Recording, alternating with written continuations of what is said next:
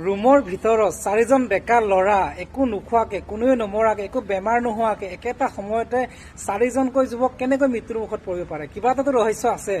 তো নমস্কাৰ, মই মাজলীয়া বাবু। মই বৰ্তমান বেংগলোৰতে এটা ফেক্টৰীত কাম কৰোঁ। তো আপোনালোকে সকলোৱে গম পাইছে বেংগলোৰত যিটো ঘটনা হৈ গ'ল। বেংগলোৰত হস্কটি বুলি এটা জেগাত চাৰিজনকৈ মিচিং যুৱক মৃত অৱস্থাত উদ্ধাৰ কৰা হৈছে। সেইটো বৰ ৰহস্যজনক মৃত্যু। এতিয়া সকলোৰে মানুহৰ মনত এটাই প্ৰশ্ন, কেনেকে মৰিবলৈ পালে, বা মোৰো মনত সেইটোৱে প্ৰশ্ন, কেনেকে মৰিলে, কি হ'ল আচলতে, কিবা এটাতো আছে ন। আৰু যিকেইজন ল'ৰা মৰিলে তেওঁৰ লগত একেলগতে ভাত খোৱা ৰুমমেট অজয় তাইতে কি কয় শুনোচোন। নমস্কাৰ, মোৰ নাম জ্যোতিপ্ৰসাদ বৰ্মন আৰু মই অসম ছ'চাইটি অফ বেংগলোৰৰ পৰা আহিছিলোঁ। চ' আপোনালোকে চাগে গম পাইছে আজিৰ ঘটনাটো। চ' আজি এই ঘটনাটোৰ কাৰণে আমি তেখেতসকলৰ ৰুমমেট, আপোনাৰ নামটো কি? অজয় পায়েঙৰ পৰাই ভালকৈ জানি লওঁ। অজয় পায়েং ক'বা নেকি, মানে ৰাতি কেনেকৈ কি হৈছিল? ৰাতি মই ডিউটিৰ পৰা অহা সময়ত মই ৰাস্তাৰ পৰা গোন্ধ পাইছোঁ, বাছ জ্বলোৱা গোন্ধ। তাৰপিছত মোৰ লগৰীয়া তিনিজনো আহিছে লগত। আমি তিনিজনে আহিলোঁ। অহাৰ পিছত আমি কৈছোঁ যে বাছ জ্বলা স্মেল পাইছোঁ।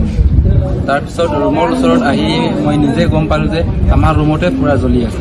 তাৰপিছত আমি চবে দৰ্জাখন ধপধপাইকৈ মাৰিছোঁ, খিৰিকীখন মাৰিছোঁ, পানী জাৰামখন মাৰিছোঁ। সেইটো জ্বলা নাই বুলি আকৌ দাৰামৰ পৰা পানী ওলাই পিনি ভিতৰলৈ ইচিয়াইছোঁ। 10 বাৰমান ইচিয়ালোঁ মগৰ পৰা। তাৰপিছতো সিহঁতে একো আৱাজ দিয়া নাই। এইটো কাৰণে আমি ভাবিলোঁ যে কিবা এটা হ'ল বুলি। তাৰপিছত মই আৰু এটা লগৰে দৰৱাজাটো ভাঙিলোঁ। ভঙাৰ পিছত আমি ভিতৰলৈ গ'লোঁ। হাত দি এনেকুৱা কৈছোঁ, সেই হুট বুলি কৈছোঁ, উঠাই নাই, একো আৱাজেই দিয়া নাই। তাৰপিছত আমি লাহেকৈ চকুবিলাক চাইছোঁ। চকুবিলাক মানে কিবা মানে ছাগলী চকুৰ নিচিনা মানে কিবা হৈ আছে, ৰঙা আছিলে। তাৰপিছত মানুহবিলাকৰ পেটটো চালোঁ, একো মানে হাৱা লোৱা একো নাই, মানে উশাহ নিশাহ একো নাই। তাৰপিছত ইহঁতৰ মানে মুখৰ পৰাও কিবা কিবি ওলাই আছিলে আৰু ট্ৰেইন ওলাই আছিলে। তাৰপিছত তুমি পুলিচক খবৰ দিছিলা? পুলিচক মই খবৰ দিয়া নাই, অনাৰে দিছিল। তুমি অনাৰক কৈছিলা? ঠিক আছে দিয়া, ধন্যবাদ। তো অজয় তাইতে গোটেই ঘটনাটোৰ বিষয়ে ক'লে কেনেকৈ হ'লেও মই ভাবোঁ ভালকৈ তদন্ত হ'ব লাগে।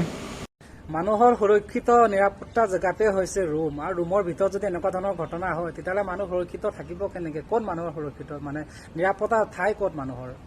যদিও মৃত বডিবিলাক মেডিকেলত নি পেলাই পোষ্টমৰ্টম কৰা হয়, ডক্টৰৰ ৰিপৰ্ট মতে, ডক্টৰে জানিবলৈ দিয়া মতে নৰ্মেলি মানে এইটো অক্সিজেনৰ অভাৱত মৃত্যু বুলি কৈছে। কিন্তু ইমান সহজভাৱেতো আমি ল'ব নোৱাৰোঁ ন, কিবা এটাতো হ'ব, তাত কিবা এটা ৰহস্য থাকিব লাগিব।